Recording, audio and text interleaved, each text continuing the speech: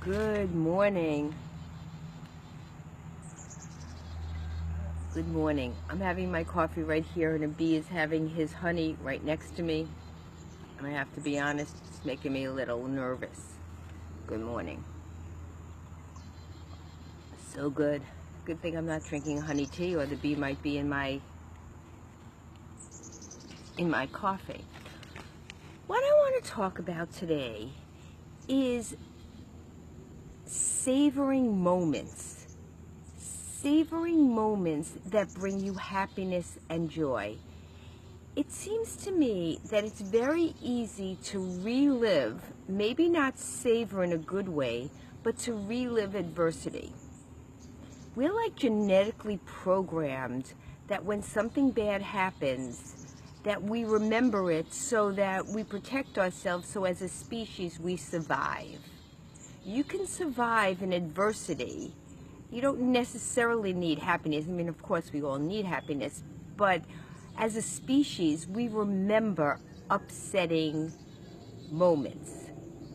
But what about if we began to focus on the little moments, the moments where you did a really good job, the moments when you felt excited about something, the moments that you did something right or two things right, all those happy feelings. Like as a child, I would look forward to playing. I used to take a bridge table and put a sheet over it, and we would play tent under this bridge table, and we would tell stories and we would laugh. And then we would set up an obstacle course in the bedroom with an ironing board and all these little obstacles that you had to climb through. We just played. And playing was associated with happy times.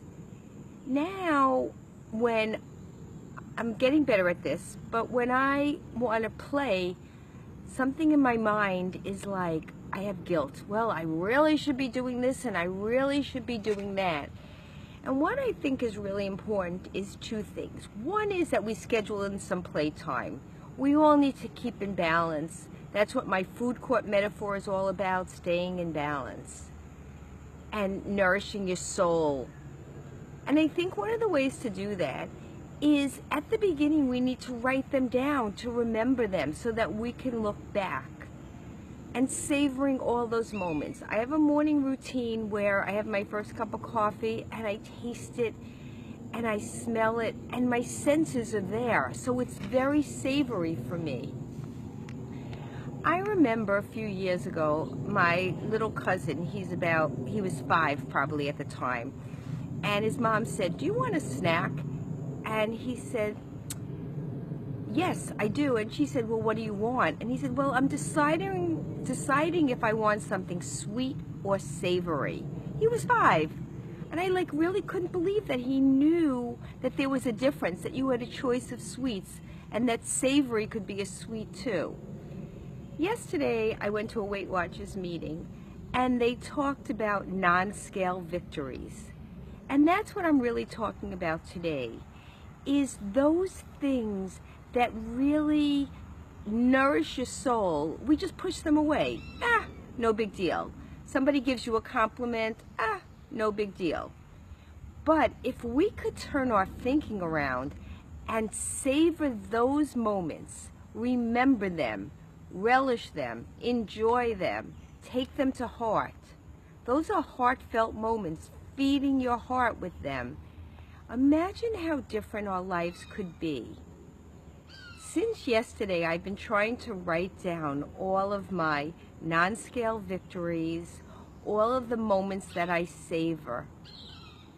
And it was amazing how many of them I would have instantaneously forgotten.